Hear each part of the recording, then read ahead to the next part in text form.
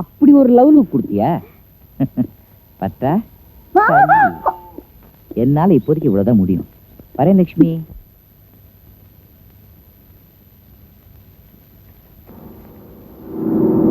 சின்னவர் வராரியா? Good morning. Good morning everybody.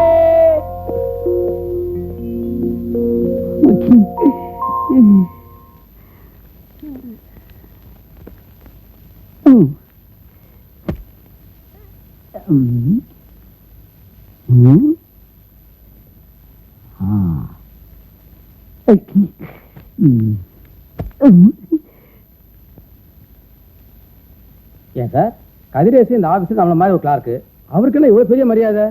Sir, நீங்க இந்த ஆபீஸுக்கு புதுசு. அவரு முதலாளியோட மச்சான்.